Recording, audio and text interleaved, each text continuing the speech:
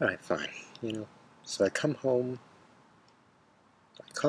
and no one's home, and I'm sitting there in the dark, and it's Bobby's birthday, and I had a cake ready for him. I had a nice tiramisu, and I had a couple candles in there.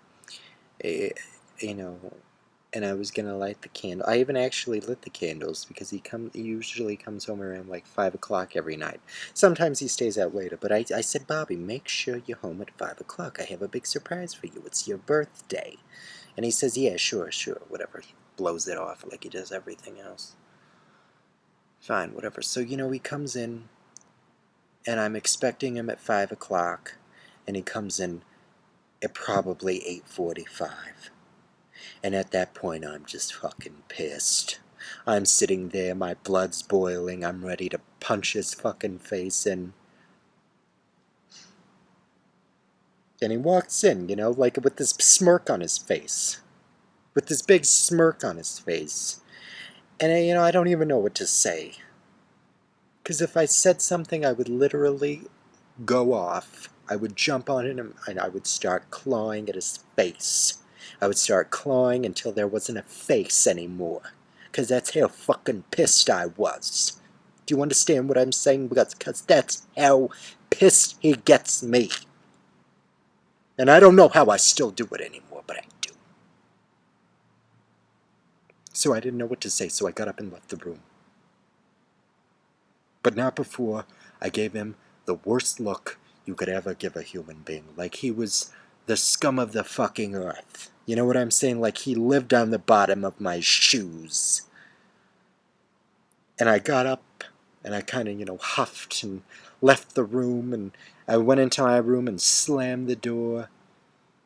And I sat on my bed, and he walks in and he said, all right, talk to me. What's wrong with you? What's going on? But, but he doesn't say it like that. He says it like, he doesn't know what the fuck's going on. He acts like he, like, oh, what's going on? And I'm like, don't talk to me. If you value your health, Bobby, just leave the room. Okay, just leave the room. And he says, no, seriously, talk to me. What's wrong? What's wrong with you? And I said, okay, here's a problem. Here's a problem, Bobby. Don't fuck with me.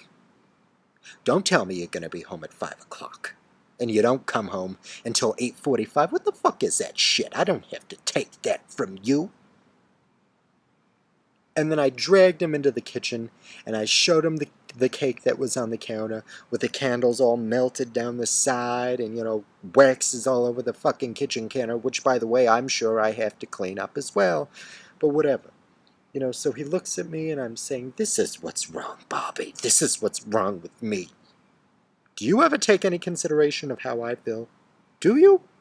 Do you ever think of how I feel? Do you ever think of anyone, for that matter, aside from yourself? And then he just, he doesn't even react. And it's not even as if he's paying attention to me. And he's like, oh, I'm sorry, what was that? And I grabbed the tiramisu off the counter, and I smeared it all over his fucking suit. All over his suit in the kitchen. And it's probably a $5,000 Armani suit. And I'm wearing rags that I bought from TJ Maxx. And I said, fuck you, Bobby. Fuck you, I'm through with you, you fucking piece of shit. And he's standing there, covered in, coffee cream and everything like that. And I thought he was going to hit me. I really did. I was afraid, to say the least. But at that point, my blood was boiling. I didn't care. I didn't care if he went off and punched me in the face 1,000 times. I really didn't care at that point, because if he hit me, I was going to go off and I was going to use my nails and I was going to rip his face off. Like I said, whatever. But he didn't. He didn't flip out like he usually does, and he left. And I haven't talked to him since. So that's where I am. God, it fucking pisses me off. Just talking about it makes me fucking pissed. Because I do so much for him. You know how much I do for that man. I would die for that man. I keep things together. I clean up after him. And whenever he does stuff, I'm always there for him. I don't really want to get into details, because that's business, whatever. I don't even know half the shit that he does on the side. Whatever. But the point is that I'm there. And I'm the only one who's going to be there.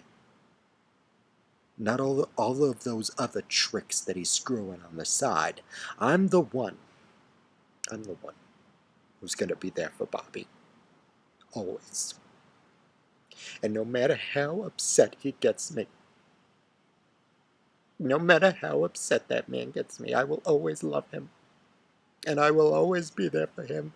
And I will always be willing to die for that man. I will always. And I know I'm pissed right now. I know that I'm pissed. But every time I get this pissed, I just think of when we met.